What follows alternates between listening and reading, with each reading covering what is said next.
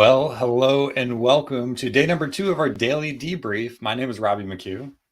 I'm Lisa Girizzi, and I am so excited to be here with you. We are already at the end of day two, which seems impossible to me, but here we are. And personally, one of my favorite parts of the summit is when we gather our speakers from each day and get to introduce them to the audience and give people a chance to ask questions and hear just live updates about what they're up to. So, yay! Absolutely. Happy to see folks here watching the live stream or maybe the replay, but drop in the chat wherever you're watching from, where you're joining in from. Let us know what city, state, country.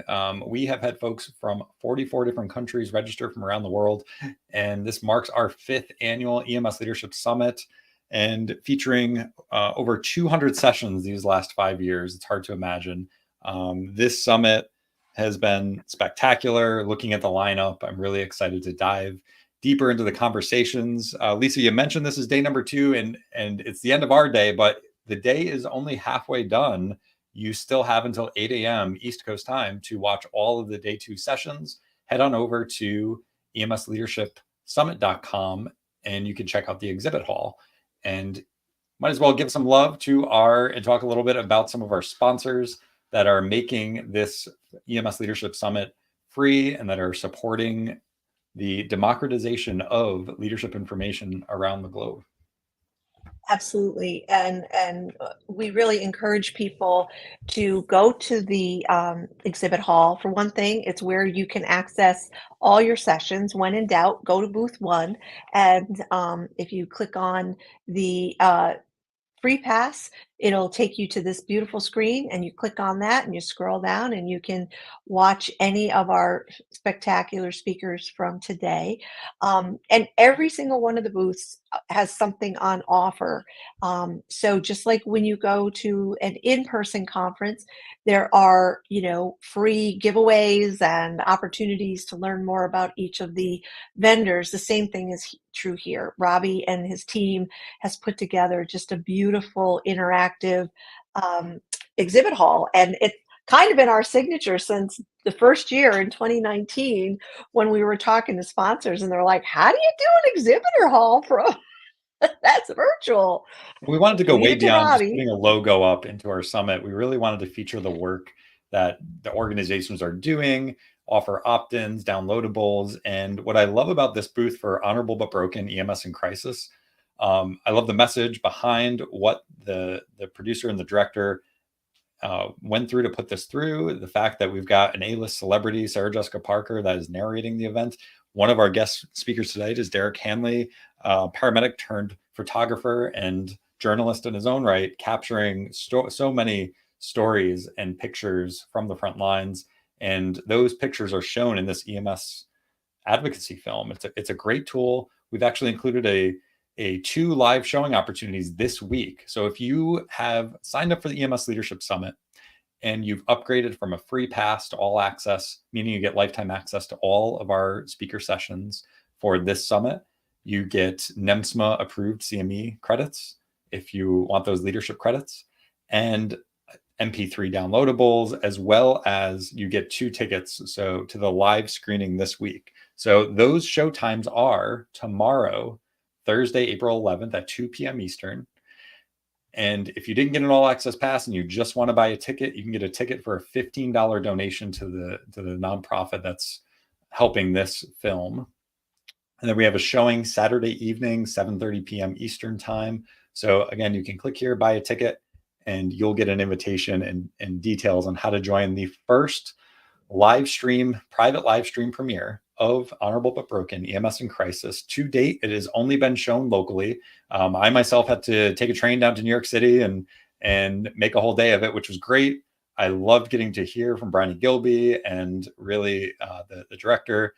And she will be available after each one of these live showings in our studio experience to take your questions. So we have a couple hundred people signed up, and we are excited to premiere this film and make it accessible. And that's what I've got about that booth. Yeah, and I just want to say in 2022 during our summit, we highlighted that as it was in progress. So it's really an honor to be able to, in our fifth year here, be chosen to premiere it virtually. So that's really great. Maybe we could go to Phase International, show folks formerly known as Binder Lift. Yes. They are a sponsor. They have really done an amazing job in this booth with what they have to offer, this free training that is not about their products. It's really about the mechanics behind moving people. And that's a huge part of what EMS does, right? Is move people from one place to another. And so in addition to their fabulous product of putting handles on humans, the Vendor Lift product, this training, this free training, just demonstrates their commitment to the field of EMS and mastering patient handling. So you save your back, you save your, your strength. You really maximize your ability to move people, and we really appreciate them showcasing this free training during our exhibit hall and during our summit. And you can reach out to the director of sales, Jimmy Gilly, as well as sign up for a free trial of this device for your agency, because I will tell you, once your people get their hands on it and realize they never have to pick up under people's armpits again, they're going to love you for this tool. I see some head nods from our green room. We've got people that are familiar with the tool that have used this before. And interesting that they've been repping lately and providing a free field trial for the Menger Elk lifting system. Can lift up to 1,000 pounds with these airbags in a battery powered device that is really amazing. And the one of the neat use cases I saw for this and was fascinated by was that patient that's in a tub that needs help getting out of the tub. There's no easy place to hold on, like to pick that patient up. You're contorting. If you could slide this under them and inflate those bags, they are lifted right out of that. So many different opportunities. And I think every ambulance in the United Kingdom is required to have this device on their vehicles. A great tool to prevent injuries to your providers and to provide a more comfortable experience for your patients. So appreciate the Vendor Lift company. I'm sorry, Phase, the patient handling and safety expert, Yes. for being featured in our booth.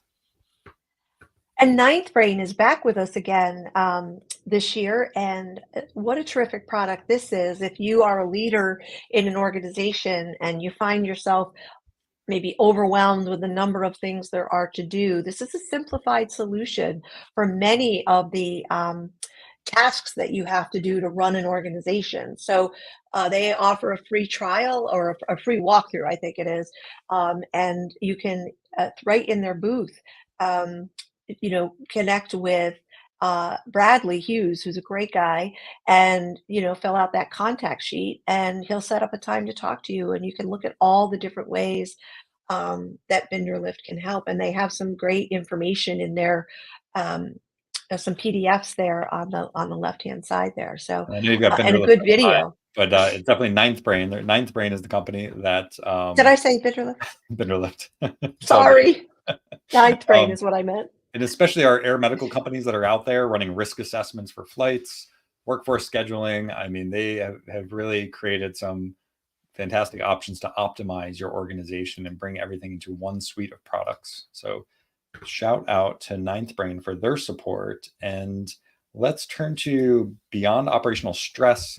I'm sorry, before operational stress. We want to make I did sure. that to you. That's what I always say. And I infected you. Sorry. Dr. Before Megan operational stress. McLaren recorded a session with us talking about behavioral health, and her company is designed to help first responders prepare before they're exposed to the operational stressors of this job.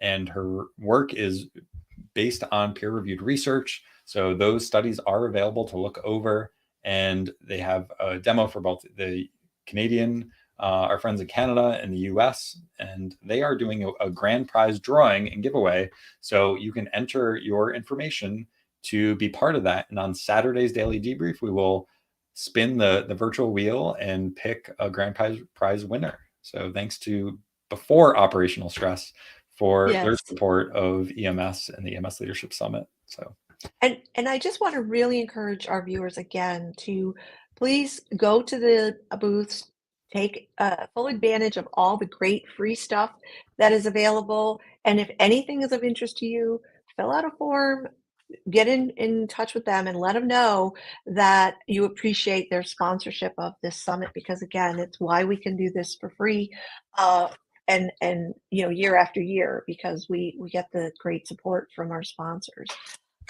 Well, Lisa, let's we're gonna come back to our virtual exhibitor hall a little bit later, and we have a green room full of folks that for some reason ran out of snacks.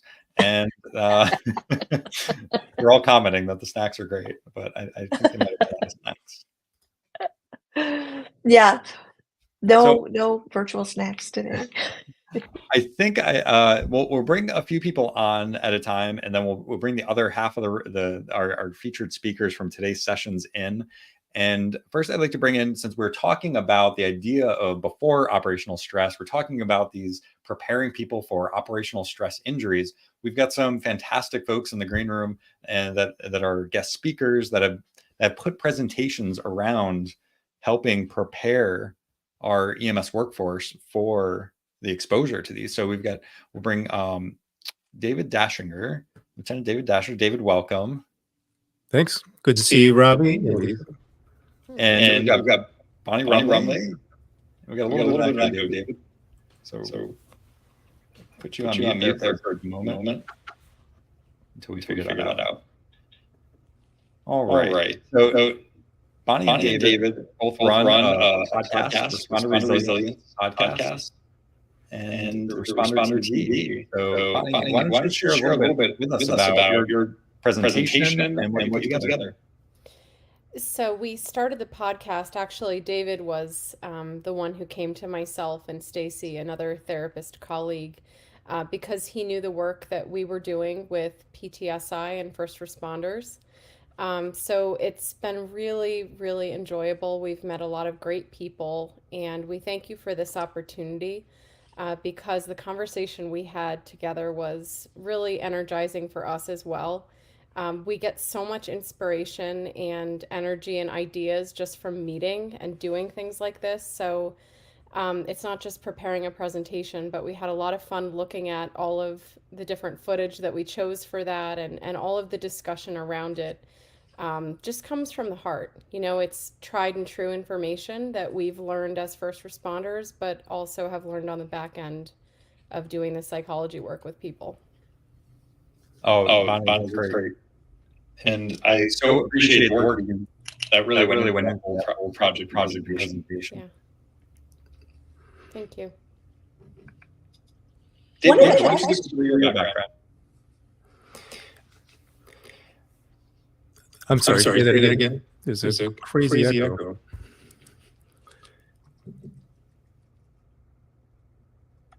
Lisa, I'm going to turn over to you.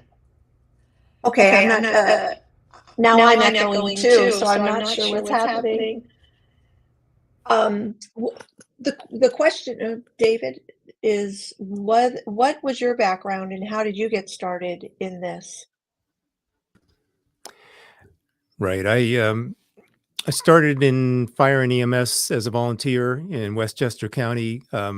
Coincidentally, some of the agencies that are in the film Honorable but Broken, I'm very familiar with because we're all in the same basic geographic area and sometimes doing mutual aid.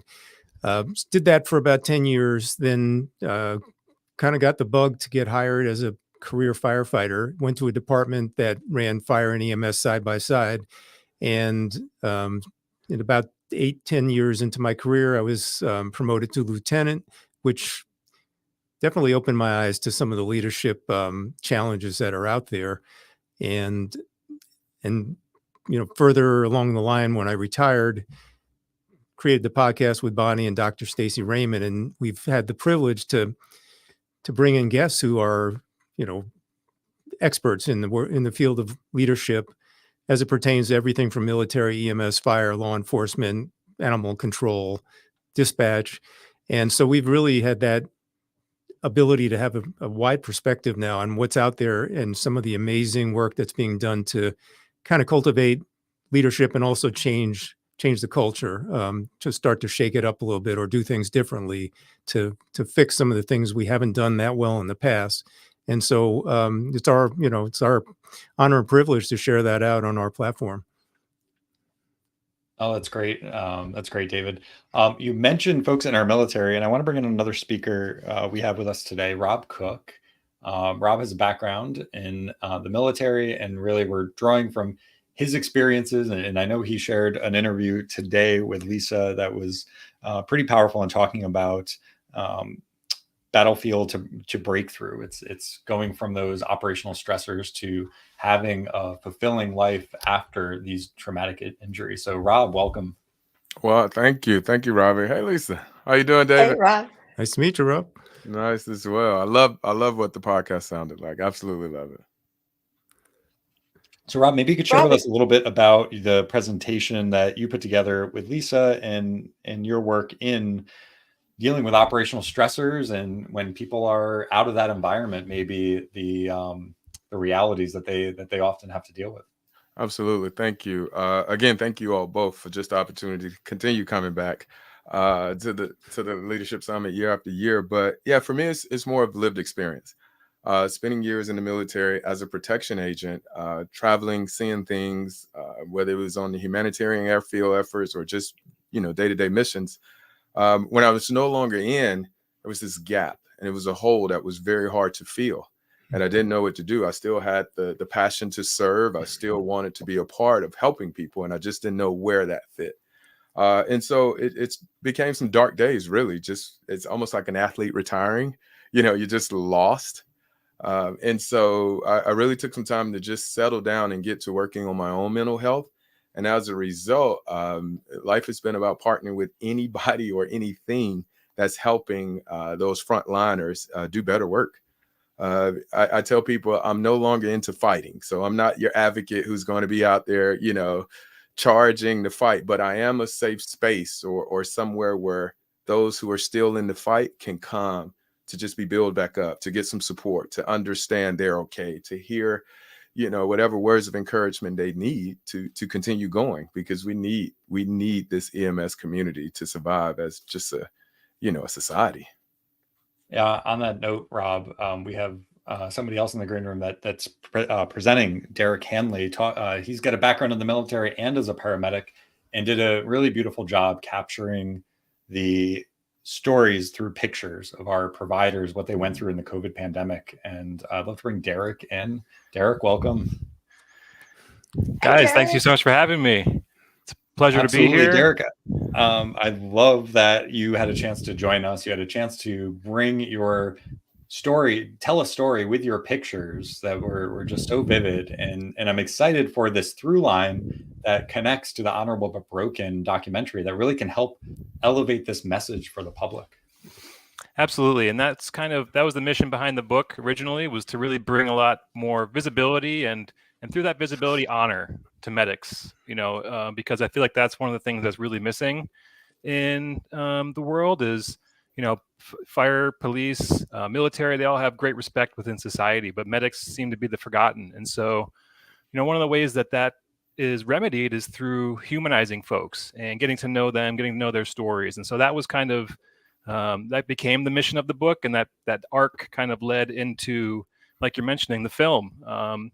The director, Brownie Gilby, came across some of my photos that were out there, saw the stories that I was telling, and then decided to give me a call and see if we could get together and put some of those into the film. I'm sorry. And so a bigger project than I was expecting it to be. And hopefully through the film, through my photos, through all these kind of joint efforts, the summit, everything that we're all working towards, hopefully we can start to elevate the status of medics, get them some more empathy and respect within society. And through that, keep folks in the profession for a little bit longer, because the burnout, the mental health challenges, everything that medics face on a daily basis is really unseen for the most part by the general public. So the more visibility I think we can get for these issues, the more we can talk about it, have kind of one team, one fight.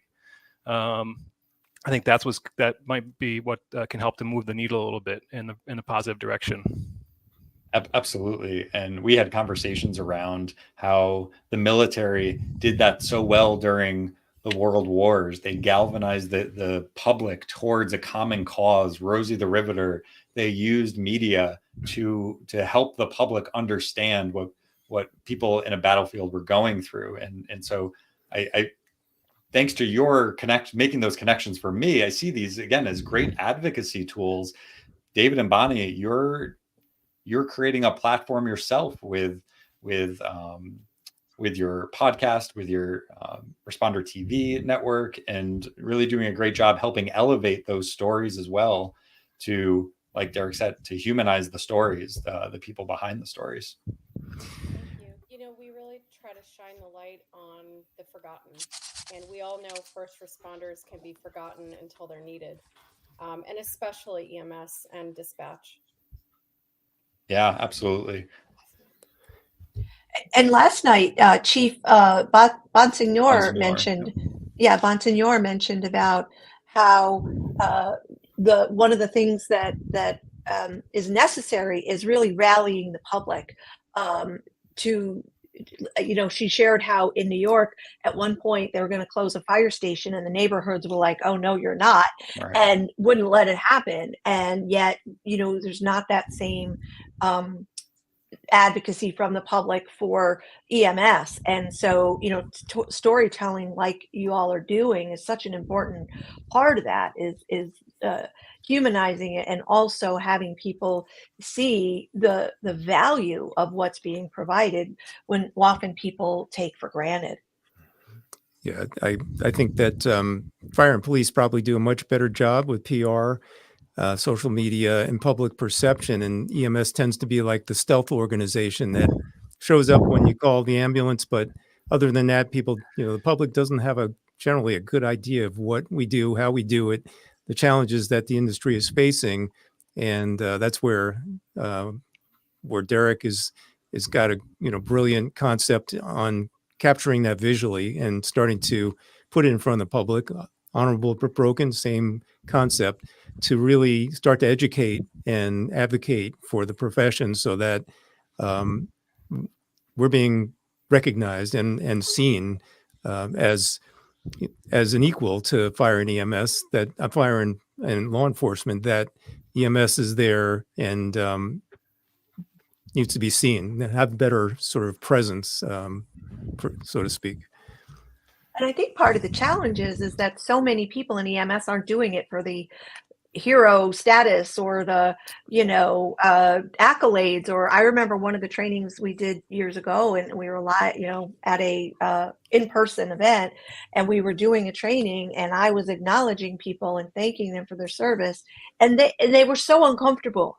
They were like, shut up already, we got it, you love us, leave it now, get to the point. You know, they didn't say those things because they were too kind, but that was the feeling, like, stop, like. And so it's that balance of, you know, having people tell the story, yet being people who aren't doing it for that.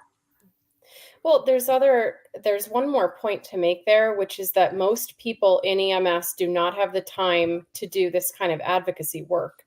You know, by the time they work, they're 1, Yes. 2, 3, sometimes 4 jobs. We all know those people. There's no time. The tank is empty for this kind of work. So I think those of us who are at the place where we can do this now, that's why we're all working so hard, because we recognize it's so needed and we need to pick up some of the weight for the time being. And I think brilliantly said. Yeah. Absolutely, well Bonnie. To that point, we mentioned it last night in the daily debrief. I asked the question of Chief Bonsignor from one of the arguably busiest systems in the United States, in New York City. How does she have the bandwidth? Like, how do even we have the bandwidth or the span of control to help try to deal with all of these different issues? Can be a challenge. Does it distract us from our mission of holding this ship together, or do we end up going upstream to the source of the issues, to the source of the funding, like Jonathan Washko talked about, and trying to fix some of those upstream issues, so we're not constantly dealing with all these downstream problems? Because, I mean, I'm sure people watching this, like, does it ever feel like your hair is on fire? We have people in our trainings draw metaphors and pictures of like what it's like to be a leader in their organization. They draw the most vivid pictures of little stick figures walking a tightrope, blindfolded with daggers beneath, or getting crushed to death between their boss and their frontline people. And they're the ringleader in a circus, and the circus is on fire and the animals are running all over. Like the most vivid pictures of what the leadership experience is like in their organization. And then we ask the question, do you wonder why nobody is stepping up to be part of that organization? And it's not by any fault of their own, right? These were inherited conversations or systems that were just designed poorly or that evolved from the way we've always done it. And like, I love that you said that, Bonnie, is like, maybe some of us on this panel, maybe some of the people out there that aren't working 3 different jobs to make ends meet are able to advocate for the system. So, Yeah. yeah. Rob Cook, I know you wanted to say something about how this related to what's going on in the military and how this is. Yeah, thank you. Just Derek, man, kudos to what you're doing. There was 2 incidences that I can remember. One was we in the military had a thing called Portraits of Courage. And it was the initial onset of how we got the story out about wounded warriors and what was happening. So it was just these books that would come out in volumes of different stories from soldiers, sailors, Marines, Coast Guard, airmen, all over, and how they were harmed or things that happened. And that created so much support for the wounded warrior community. And also I've seen this happen with one of the protectees I had. So when I left the Pentagon and got down to special operations, the first commander I was protecting thought that special operations was quiet professionals. Like, you never talk about what we do. It's better left unsaid. Well, what that did was create this opportunity for people to make up what they thought about special operations. And from that, what they did was they went off the movies. Everybody must be, willy and nilly running around with all these guns and these bravado type people. But the next commander who came in, basically was the one who did the approval for movies like Lone Survivor, allowing them to finally come out, and all of the movies that you have, Hurt Locker and things like that, because he wanted to change the perception of the Special Forces operator.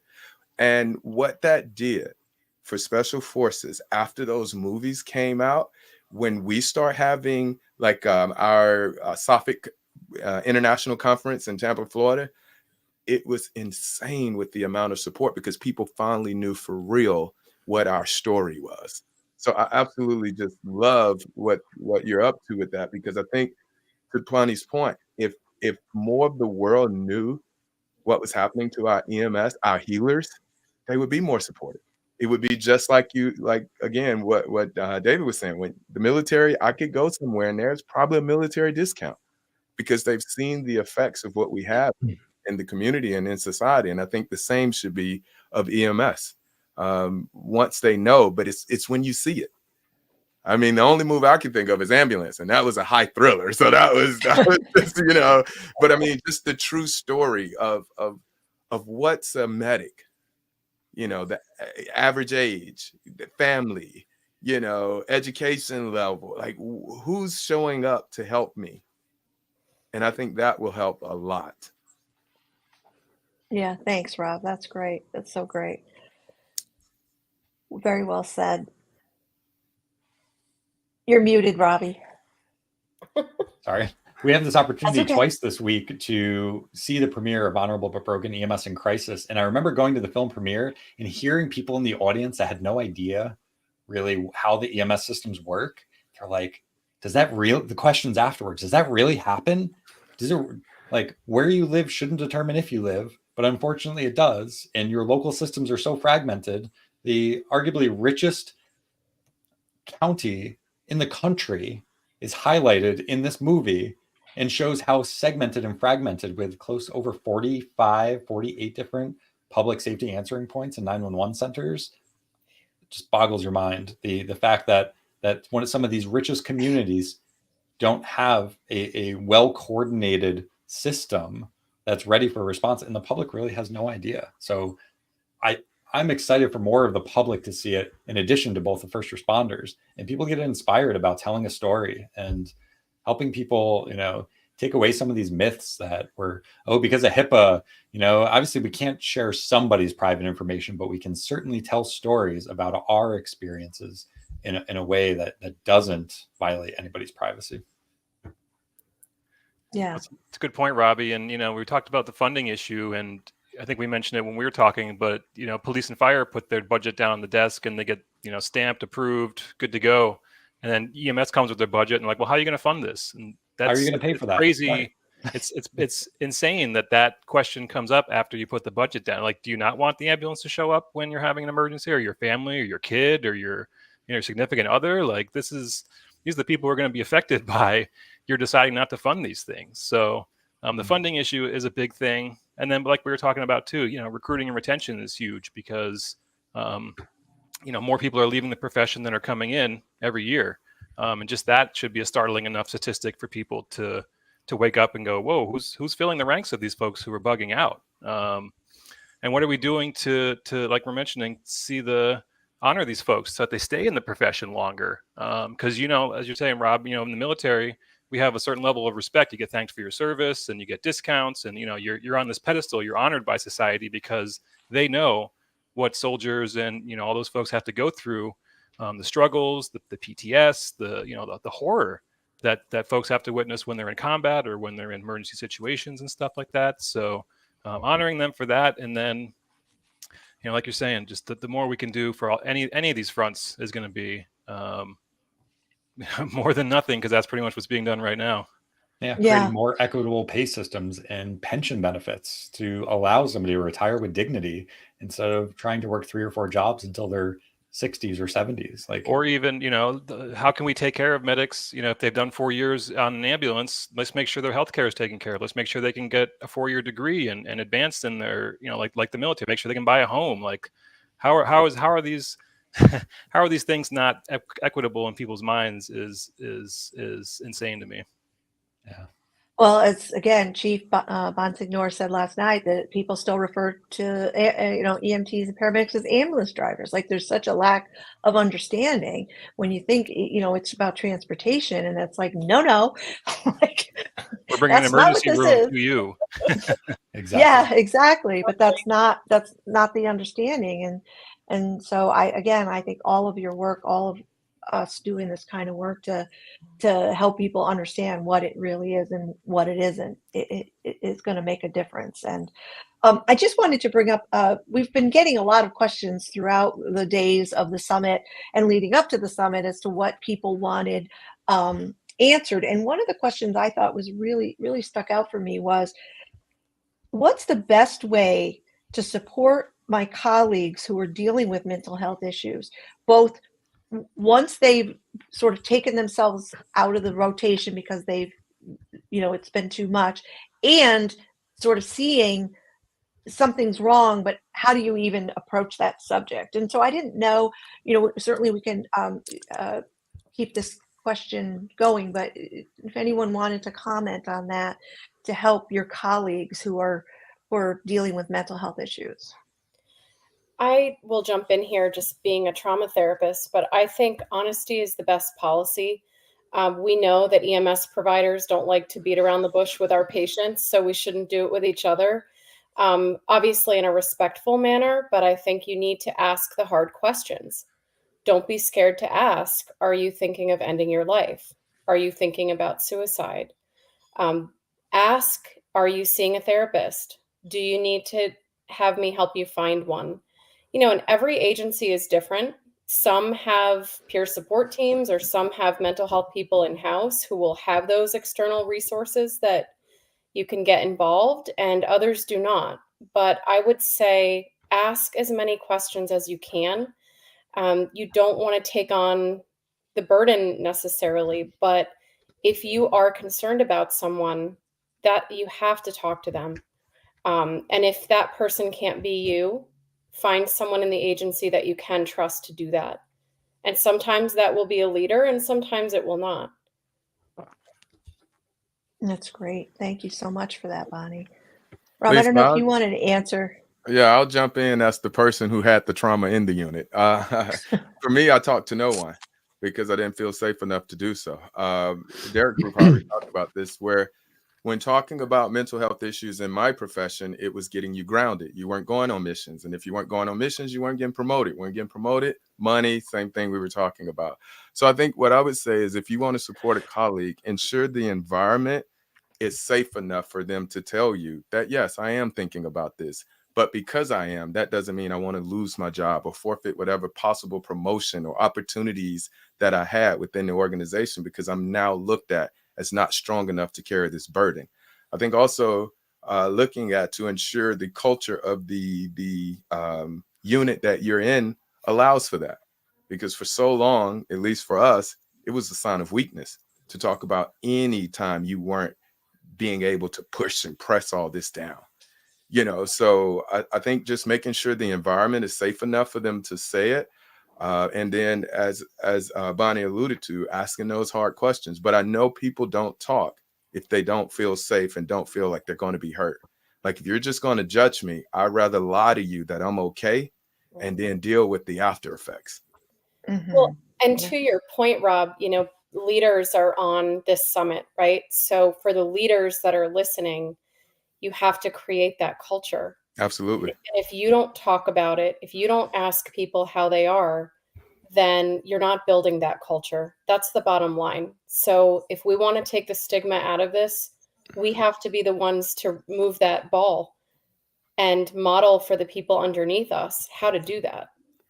Yeah, very important. One of the things I like to talk about, if I may, real quick on this topic is, especially if leaders are going to be listening to this, is proactive, not reactive. Okay. A lot of the stuff that we're seeing with treatment, things like that is all reactive. They've had the meltdown, they're out of the field, the car's off the cliff, and now we're in damage control mode. And so if I were in charge of an EMS organization, like part of the budget would be to have folks like social workers, a therapist, things like that on staff to proactively be addressing these issues, debriefs when they come back after a 12-hour shift, monthly check-ins with their therapist, a therapist who's on staff daily to be able to meet with folks if they're having issues. And if you have colleagues and whatnot, just like with my marriage, we proactively check in to make sure that we're not letting issues get to the point where it's boiling over and it's problematic. So I think the more proactive that folks can be when it comes to mental health, I think the more likely you are to catch these issues before they turn into crisis, and then be able to have folks have those, long, healthy careers, which is what we want. Yeah, And definitely. folks, we've put together, David and Bonnie have put together a fantastic presentation that's available today until 8 a.m. tomorrow.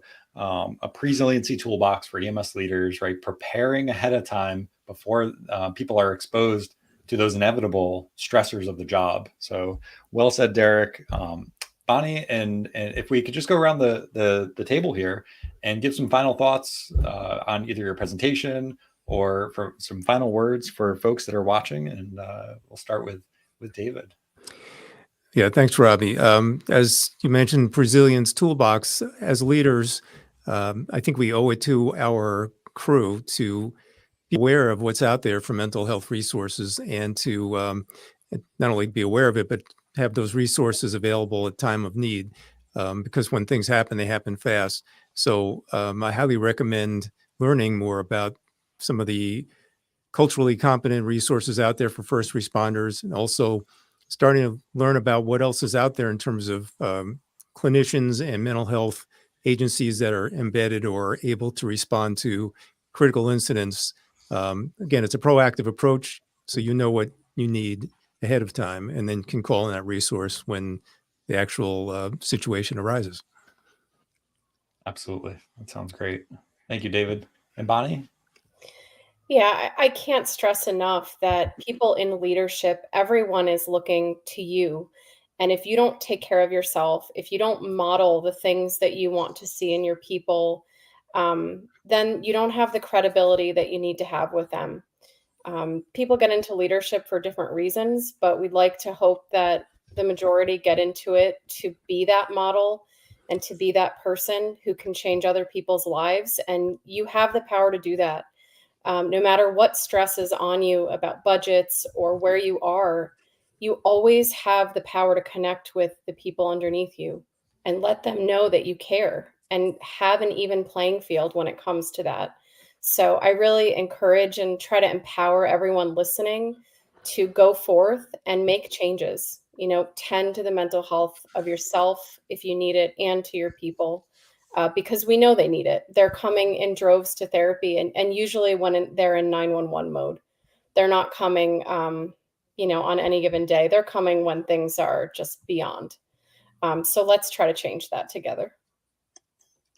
I love that. That's great advice for leaders out there. We often say our organizations are a reflection of who we're being as a leader. And if you are being hair on fire, burned out, candle being lit at both ends, like that is not a healthy image to portray or to elevate on a pedestal for any reason. So certainly some great words of wisdom there, Bonnie. Thank you. You're welcome. And Rob, you want to go next? Oh, you're muted, Rob. I said I really just wanted to highlight and add to what Bonnie said, because it's so important. It's just prioritizing your self-care as the leader, because the more you take care of yourself, it will actually show you when your team is not as healthy as they should be. You could spot it faster. You hear easier. It's kind of like when you take care of yourself, you could feel when something's off in the team. You could it's almost palatable in a sense. So again, just to Bonnie's point, take care of yourself. It's not if you will ever need assistance. Have that safety support system in place when you need it, because of the nature of what our mission is. Go ahead and identify that safe space. Go ahead and have someone that you can call. Don't wait for it to happen. Go ahead and have it ready. And if you are the person who's the call, who gets the call, answer it. Answer it. Like if you are going to give someone your number to call in a time of need, make sure you answer. Well said, Rob. And certainly things that we should, as leaders, all be prepared for in our organization, for some of these inevitable results of the systems that are in place, or really the lack of systems that are often not in place, or that are in place. So Rob, thanks for putting your presentation together and being with us tonight. We so appreciate you and your passion for this topic and for supporting the EMS Leadership Summit. Oops, sorry, I cut Rob off. But and finally, last but not least, Derek, before we bring up our next group of speakers that are going to talk about today's sessions. Right on. Yeah. And thank you all so much for putting this on. Such a great summit, great group of folks. And I saw in the comment, Jeff, you commented, there's not enough money just to run the operation, but what about this extra stuff? I mean, if that's folks' response to taking care of our own, then I think we need to reevaluate the whole paradigm of what we think about when it comes to funding and budgets, things like that. I certainly understand the challenges, but maybe moving forward, we can think about how we can incorporate stuff into the budget, because how much money are folks and organizations spending to recruit and retain all these folks that are burning out due to mental health issues and things like that. So again, great conversation. Happy to be part of it. And I just want to thank every medic who's out there for their service. Know that what you do is not completely unseen and unrecognized. We're all out here supporting you, and wish you a long, healthy, happy career. Thank you so much, Derek. It was really great meeting you, and thank you for what you just shared. That was so powerful. Thank you. Derek, thanks for being here, and thanks to our whole panel today. That has been fantastic. Actually, that's half of our panel. Yeah. We have more great, more exciting conversations in the green room, and I really think it's a great transition here to talk about the idea of experiences that people are having. What's the research saying behind it? What about the capacity that do we have as an organization to the audience members' question around funding? We get a great expert, Maggie Adams, talking about funding mechanisms and how do we improve that so there are more resources so that we can, this chicken or egg conversation is not new, so that we can build more resilience into our system. And Chris Cebollero, that's talking about leadership and as a leader, creating more self-mastery and having that bigger vision for not only your organization, but for yourself and going after what you really want in your organization. So why don't we go ahead and bring up first Molly McCann-Pino from Northwell Health. Molly, thank you for being here.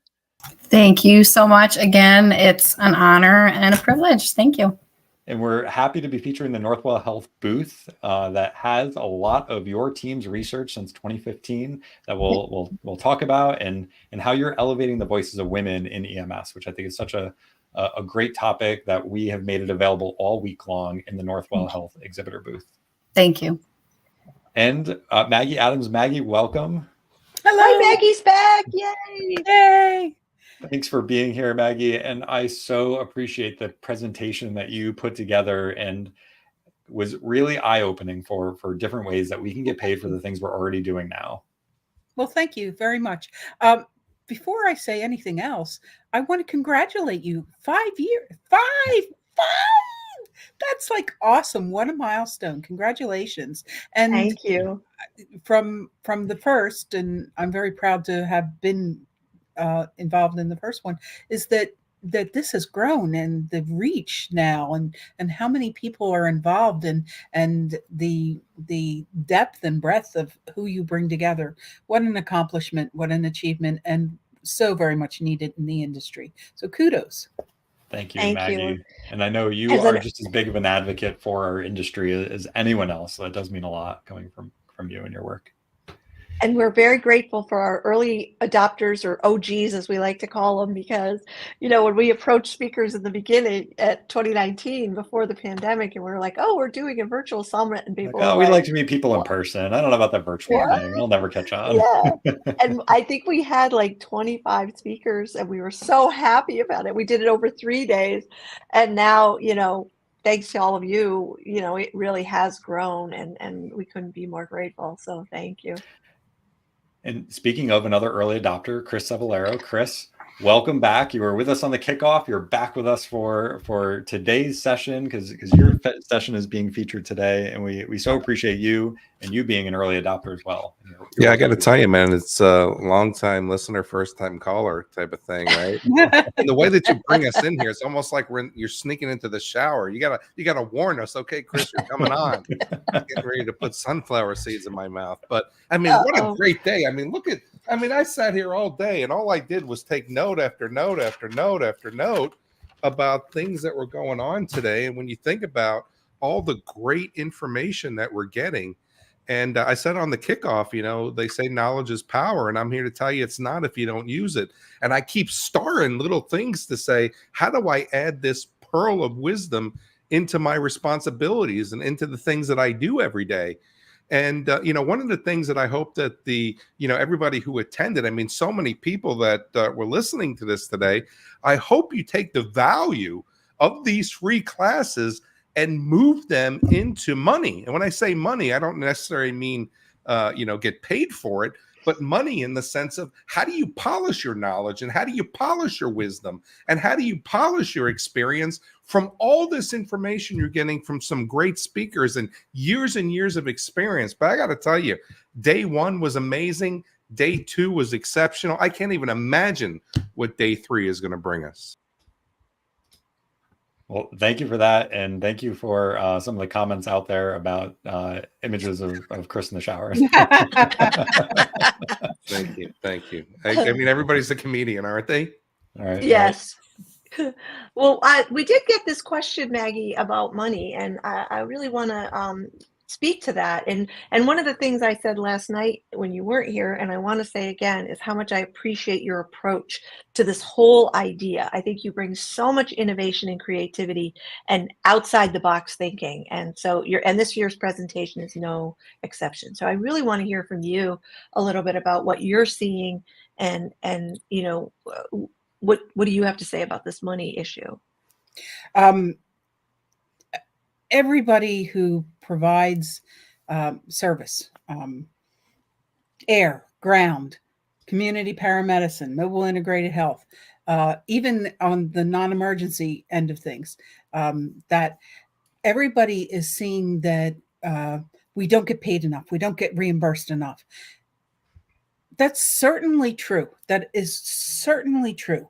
And many people focus on Medicare because our population ages, and it's like we should press Congress for more money. We need to get paid more from Medicare. I agree with that as well, but we can't miss the rest of what's going on.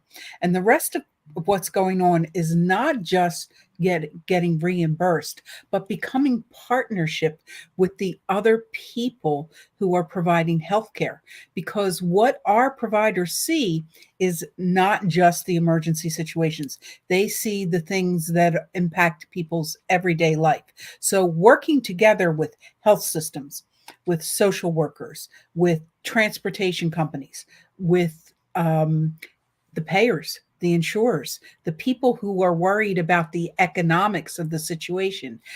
If we're focusing more on that, and if we are also banging the drum to our representatives, we cannot forget to get to our state and our federal representatives and tell them what our experiences are. Then maybe we'll get more support. So on the one hand, we have the commercial world and the world of healthcare. On the other hand, we have a legislative world working with all of these people, getting out of our lane, because we do tend to stay in our lane. We tend to get a little silo-like about what we do. If we look at the other aspects of healthcare and where we can partner, and look at where we can tell our story more to the legislators and this wonderful film that's been done, so to the public as well, we will be improving things to get ourselves the money we need. Well said. And Maggie, your background too as an advocate, being on the board of the Ambulance Association of Pennsylvania, seeing some stellar work of grassroots initiatives that have happened since the COVID pandemic, and the incredible amount of funding that was being funneled into supporting first responders. I mean, you certainly bring a lot of experience when it comes to the advocacy piece. And going back to the reimbursement idea, is we mentioned before on these live streams and in presentations, we tend to stay in our silos or our echo chambers of this is how we've always done it. We never really look to the outside experts, somebody like that's an expert in finance like yourself, that might be an expert in information systems out there, that might be an expert in, Molly, your quantitative and qualitative research. You've captured those stories that will help not only bring anecdotal stories, but here's what peer-reviewed research has shown, that these are the experiences our providers, that we need to raise a red flag here and and be worried about how women and pregnant women who have their experiences in the workforce. Yeah, just as you said, I mean, we can no longer exist in silos. We need to be able to engage other stakeholders if we're truly going to be able to address some of the obvious and inherent need of our providers. And shamelessly, I am a research nerd. I will always advocate for research. So, trying to get our, as Northwell, we have a very, very large agency, and we have been able to get interest and have paramedics and EMTs involved in our research, because they're the ones who are out in the fields. They're the ones who are going to tell us what works and what doesn't. So we encourage them to help us with all of our research. I think I mentioned in my recording is that I have one female paramedic that I bother on the regular, and she tells me, nope, you can't do that. Nope, that would never work. And we need each other, right? Because she wants to solve a problem, and she's like, how would I go about doing this methodologically? So it is a huge partnership, but you have to engage other stakeholders outside of your, the agency. Well, the Academy, EMS Leadership Academy, wouldn't exist, Robbie. Except for you were willing to look outside your industry. He got my card from someone who saw me speak, and I had an EMS way back in the day, background, but Robbie came to me because my expertise was in performance and communication. And that's how this whole thing snowballed, was because of Robbie's willingness to get outside that echo chamber and see what else was out there. So important. And Chris, do you have any thoughts on the whole idea of leadership silos? I mean, you have been around for a little while. You've seen a few EMS agencies, to say the least. You've met a few EMS leaders out there. And by a few, I mean nearly probably all of them. What has your experience been in helping develop other leaders or pushing them to their boundaries of these silos that we've innocently, I think, created? I don't know that they're innocently. I think that, the way that we've gone about our business is very egotistical. And when we talk about leadership, we know that leadership is both an art and a science, and you got to know and understand the science before you can paint the portrait of organizational success. And I think one of the challenges is that we don't get the training that we need to be good leaders and to take care of the most precious resource we have, which is the workforce. But I think that one of the things that happens is we start to allow that egotism to expand into our leadership roles. And I don't want to say leadership roles because leadership is a verb. It's not a noun. We got to show our leadership. We don't have leadership in positions. But in our responsibilities, we now start to become siloed because we want to keep our job. There aren't a lot of chief of EMS jobs out there, right? And now that I'm a chief, I now start to keep my little world and my little ball so no one can penetrate that. But I think that one of the things that we have to remember is that leadership and the ability to influence people isn't about you. It's about the people that come into our organization, who we invite into our organization to help us to be successful, that we've got to be able to do the very best we can for them. If I do my job right, I'm training somebody who's coming up behind me to take my position because there's a bigger position for me. The biggest way to stop silos is to knock down the ego that you have as a leader, because this isn't about you. Our job is to get work done through other people and then get the very best out of those people. And if you're not investing in them, if you're not dedicating yourself to them, if you're not giving them the tools, the knowledge, the skills, and ability to be successful, you are failing them every day. Well said. I would have to agree with that. My goodness. Like, it's not about you. Round of applause for Chris, everybody. I can't tell you how many times I've wanted to scream that to so many people about what we've learned about our female EMS responders. Like, I'm sorry you don't like what I'm telling you, but I'm not making this up. These are your providers telling me what they are experiencing. And I honestly said, it isn't about you. It's about other people. And just because you don't like it or it's not desirable or favorable, like, that doesn't mean that you should silence it. Right. So it's not about you. I love that. I need a t-shirt of that, Chris. Please. I'm going to start next Leadership Summit. We're selling those shirts, Molly. We're going to have swag. I love it. Well, leadership, it's not about you. Right. Right. Maybe we could point to this question, and I know we touched on it, but it's a question from the audience here, and happy to open it up to the panel. Jeff Kelly asks, EMS agencies barely have enough money to run their operations, and I can appreciate Derek's comments earlier, but there just isn't enough money to go around to put those resources in place. And I know we've talked about it a few different ways, but happy to have folks share a little bit of their feedback about what they might be seeing in this comment.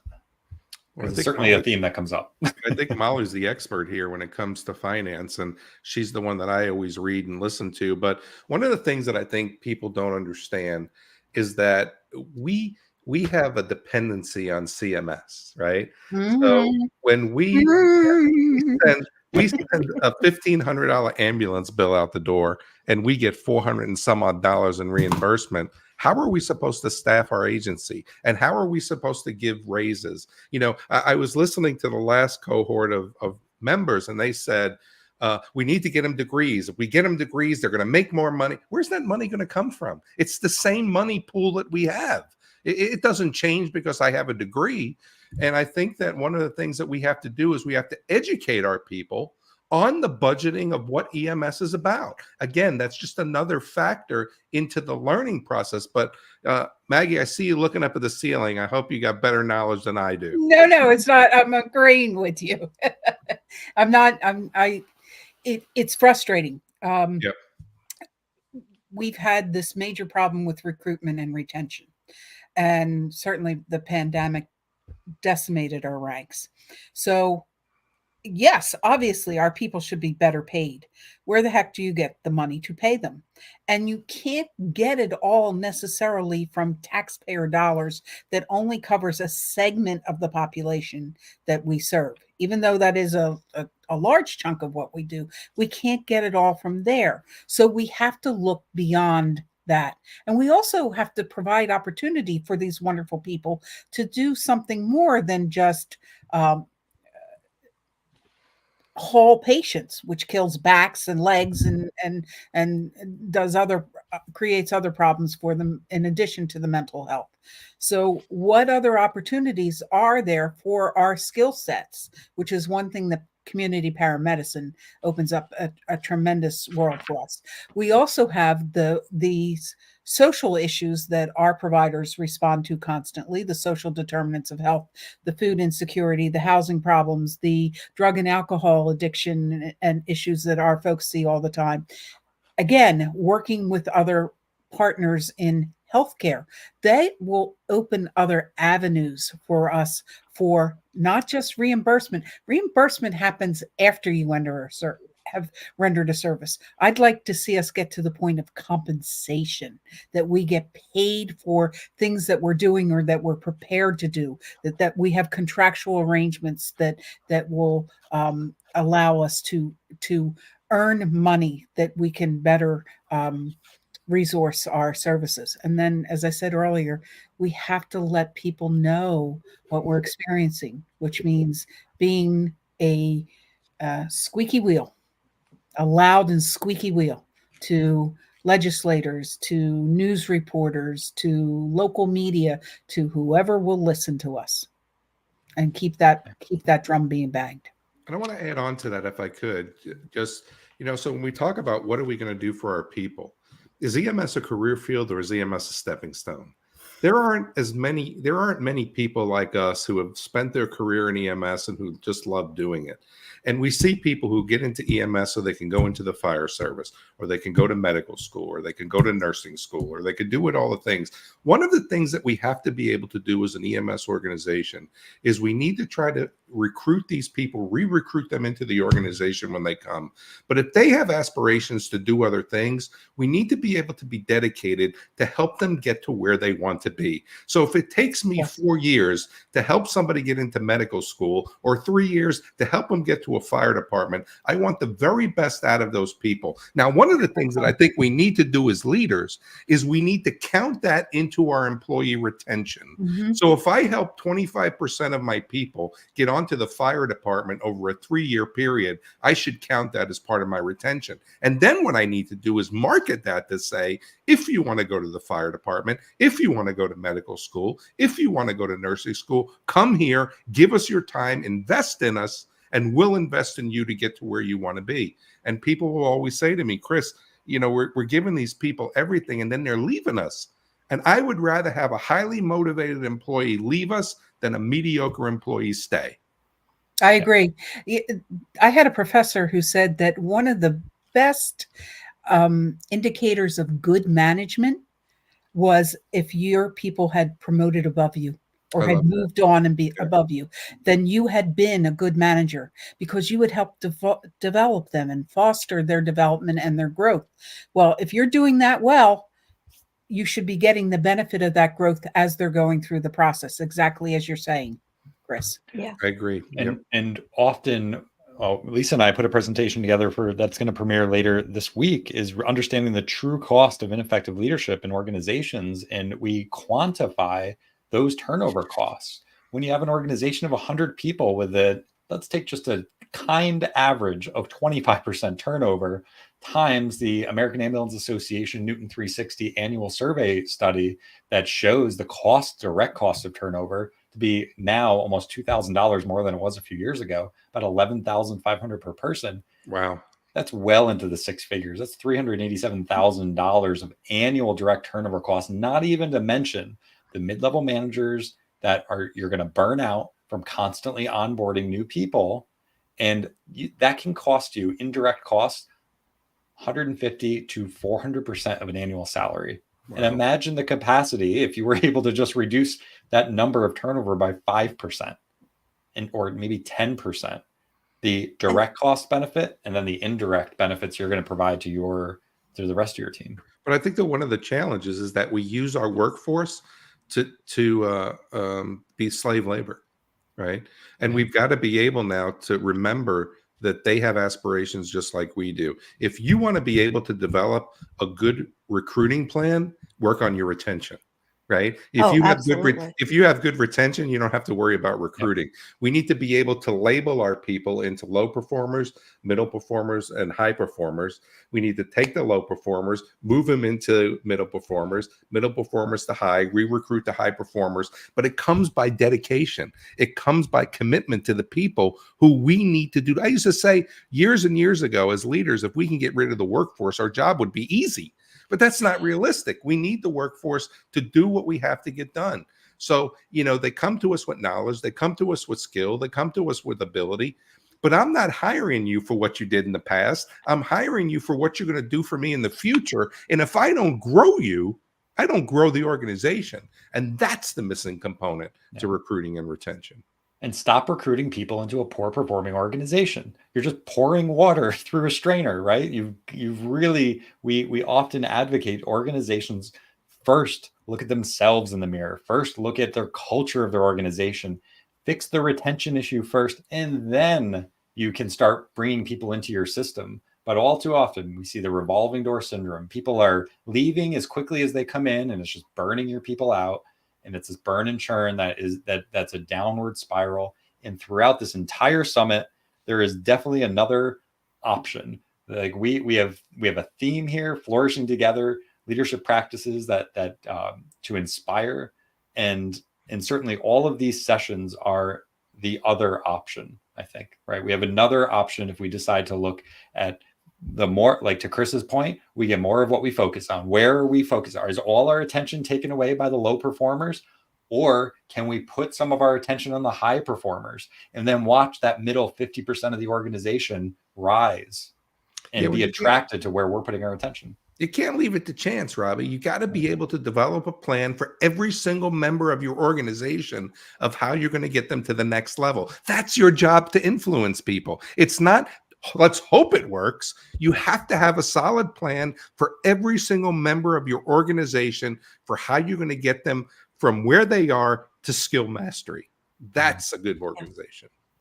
Yeah, and too many, I think, people, as you said, people come into the organization, we see them as done, like they're cooked, like they're ready, and we're just going to use them, rather than, no, everyone's on a learning curve. Everyone is in some stage of development, including ourselves. And so if we have someone in that lower percentage, then look and see, who do I need to be as a leader to encourage them to move up? Who do I need to be if I have really high performers? How do I need to get ahead of them, right? Like, so it's a not just about developing your people, it's also about developing yourself. And that's why, for us, this Leadership Summit was such an important aspect of our work at the Leadership Academy, because we were like, we need to democratize this information so it can get out. It's free, right? It's worldwide, it's virtual. Anyone, anywhere can access these amazing presentations. And so, I think having that mindset of it's more than just a job. It is an opportunity to really influence and empower people and grow them to their next level. Folks, I could talk to this entire panel all night long, and we are at the end, and we're actually a little bit over time with our daily debrief today. So I just want to take some final thoughts going around the table. I so appreciate you pouring your energy and effort into the sessions that you've put together for our audience. Again, folks, if you haven't already grabbed your ticket, emsleadershipsummit.com to grab your free pass, and you can visit our exhibitor hall, emsleadershipsummit.com/exhibit, to see the entire lineup of speakers, download the playbook, visit our vendors and our different sponsors, and check out all the neat things that the digital swag they have to distribute out there. So maybe we'll kick it off with Molly. If you just want to give some final thoughts to this conversation, or what people should look forward to in listening to your the presentation that you put together. Sure. So I think obviously most simply is, how do you attract and retain people? Well, make it a better place to work. So obviously, speaking to some of the issues of our female EMS clinicians, you have to get creative, right? Limited resources. And I think that's where, I come in with what I do is, grant money is the best way to bring money into an organization. And we have applied endlessly to grants to support some of our new initiatives to support our pregnant clinicians. So I think that is something that a lot of EMS agencies don't think about is grant funding. And pre-hospital medicine is still in its adolescence. So a lot of people don't consider grant money as an opportunity to bring in resources to the department. So that's why, I'm so happy to be able to start initiatives and ask for money and bring money in to support the well-being and, occupational health of our clinicians. Well said, Molly. And thank you for the work that you did. Thank you for your support in Northwell Health. Folks, check out the Northwell Health booth because there's, I think, over 12 different published peer-reviewed studies specifically related to EMS and featuring your team's work. And we appreciate you for making those open access. And your session is available all week long. So thanks again for being with here, Molly. Thank you very much. Thank you, Molly. It was great meeting you. And next we'll go to Maggie. Well, I appreciate the opportunity to be here tonight and to talk to everybody. I think my final thought would be to take all that you're hearing and talk about it beyond our world of EMS ambulance. Speak to friends at dinner, speak to your community leaders, keep the dialogue going, talk to other healthcare people. The more we are speaking, the more we're educating, the more we are opening up opportunities for earnings, and earnings will keep us going. So that's my word. Talk. I love it. Maggie, thanks for putting this presentation together today. Folks, it's still not too late to check out all the sessions. You have until 8 a.m. Eastern. And Maggie, thanks for being with us. Thank you, Maggie. Bye-bye. Bye. Chris, you get the last word.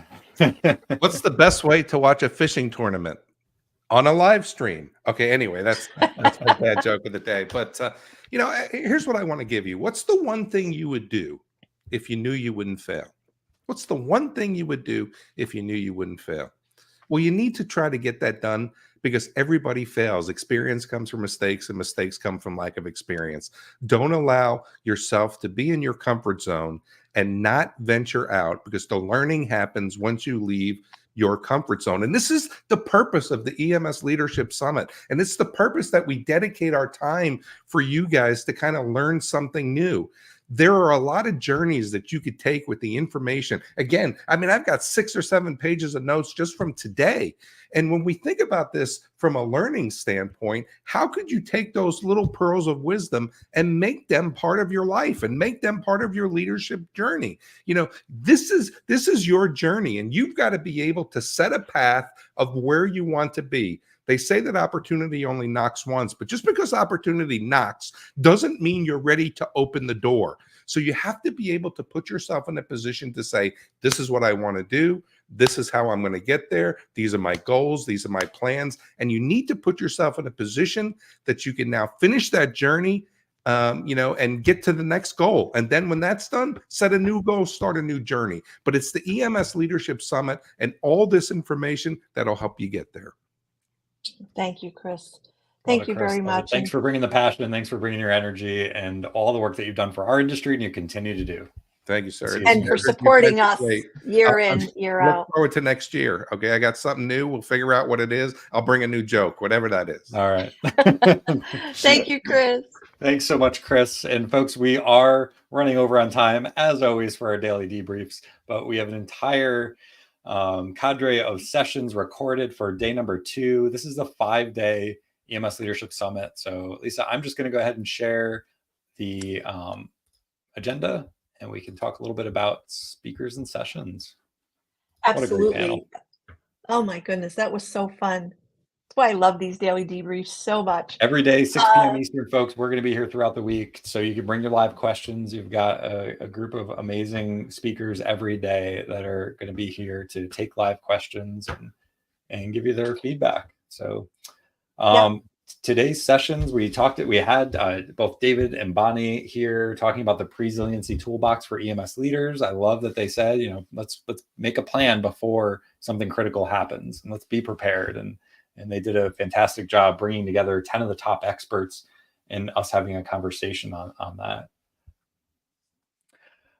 We had Derek Hanley here. We had the entire lineup here today, didn't we? Everybody showed up. Isn't that cool? Photos from the front line, and Derek's brilliant photography and storytelling. He's woven together a story in conjunction with the Honorable But Broken EMS in Crisis film premiere, which is tomorrow. So if you haven't gotten your film ticket, head on over to the exhibitor hall, get your film ticket for a $15 donation, and make sure you attend one of the 2 virtual live streams this week. Fantastic advocacy tool that we have here. And Rob was such a terrific interview. He's been with us this is his 3rd year, I believe. And he brings an incredible, as you heard from tonight, he brings an incredible perspective. And he has this lived experience of trauma and life after trauma. And he also doesn't just come from the mental health or psychological health, but really the physical health as well. And he's, that's why it's called full spectrum wellness. And he offered some terrific insights that you do not want to miss. And you heard from Maggie Adams tonight talking about reimbursement and compensation for, well, it's titled for community paramedicine. It's what our providers are already doing, those social determinants of health, and how do we start to get paid for the work that we're doing. I've always said that paramedics and EMS, they're the detectives of healthcare, right? They go into people's situations that the emergency department does not see, and they will pick up on little hinges that swing really big healthcare doors. And Maggie pulls together a jam-packed presentation with resources on those social determinants of health and strategies to get compensated even before we respond to a call. Chris Cebollero is always bringing the energy, bringing the fire when it comes to his passion for leadership in organizations and his ultimate self-mastery talk. So there's still at least over 12 hours to watch these sessions until tomorrow at 8 a.m. Eastern, when the next lineup of sessions, including kicking it off, Dr. Megan McLaren with the Beyond Operational Stress organization and Wayfound mental health group out of Canada, and her talking about these pseudo-stoic beliefs that were kind of evolved and that really compartmentalize people with their issues. And she talks about what are some actual research strategies that you can implement to protect the mental health of first responders. John Kavanaugh, his work in his both experience in being an EMS provider inside and then outside of what industry has done for continuous improvement, that is the word Kaizen, and talking about models that we can adopt from outside of our industry for processes of improvement, as well as one of my favorite topics, and Lisa, I know you would probably agree, working on people's strengths. Let's not keep trying to fix people's weaknesses. Let's create a team of people with complementary strengths and build them up. Yes, we're definitely not saying, you shouldn't be good at intubating, but for the 98% of the time that the non-life or death work that we're doing, leveraging people's strengths will leave people more energized. And I love that John put that talk together. Before we go on to Isaac and the absolute direct link that Isaac has to money, we'll talk about that in a second. When you really look at every one of these sessions, they are talking about bringing the best out, figuring out a way to, streamline things. Like everything really, if you have that lens of where do we find the money, every one of these sessions can help you do that, right? Because if you are a better leader and people stay, then what that means is that you just saved $11,000 in direct costs, right? If you help people with their strengths, then you're not wasting time on weaknesses, right? Like all of these different things are so important to realize that every one of them could lead you down the path of having more funding. It's just a willingness to give up what you already know for what's possible. So with that said, I just want to say Isaac's, if you have any concern about getting more money, Isaac's is a can't miss. His company, Revenue EMS, helps people found money, right? Like hidden revenue. Money, so, right? There's money that you're probably is being left on the table, and he is a master when it comes to the finance background of organizations and how to go after money that is just being left on the table. He is known to have settled one of the largest ambulance settlements for a payer that significantly underpaid providers. And we so appreciate his expertise that he's kind of poured into this masterclass on EMS finance. We've got our public relations panel that has been back with us every time.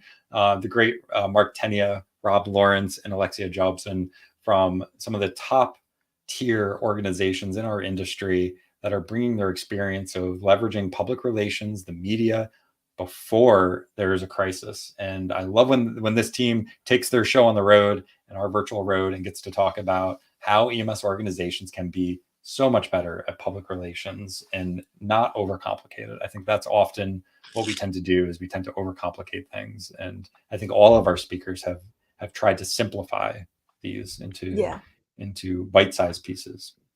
And just the theme this week has been getting the story out. People need to hear. And the tomorrow, our live streaming of the documentary, like this workshop is so important. The public relations 101, getting right down to basics. And then last but certainly not least, who are these guys? Lisa, I love that we put this presentation together talking about the true cost of ineffective leadership. We are quantifying what the direct turnover costs are and indirect turnover costs, and what agencies can do if they feel like they're struggling with revenue problems, if they're struggling with culture problems, right? Yeah. And this is a transformational workshop. It's really designed to have people give up the way of thinking, or maybe see a blind spot that's not working for them and see something new. And so, we do quantify the cost, but we also give you a strategy that's really can transform things very quickly in your organization. Not everything has to take years and years. There are things you can do. You can leverage things, new ways of doing things right away, and see results immediately. So and Lisa, we do talk about, what the next steps might be, especially from this summit and from these type of trainings. We've created this platform to elevate the voices of some of the experts in our field. And we've had an opportunity to create a program, our curriculum for leadership development, and deliver it in a virtual way. That is the EMS Leadership Live experience, over a 3-day intensive leadership program. And you're in that studio right now, and we have an opportunity, a whole video screen of walls where we can bring people in so everyone has a front row seat. We get live interaction. We get to bring people up on the screen, coach people in the moment, help people see some blind spots that they might not have seen before, and have a transformation in their own leadership. And that will have such a ripple effect in their organization. So we're excited to have that EMS Leadership Live experience in June, early June. So if you've been wondering, how do you help your leaders develop more leaders?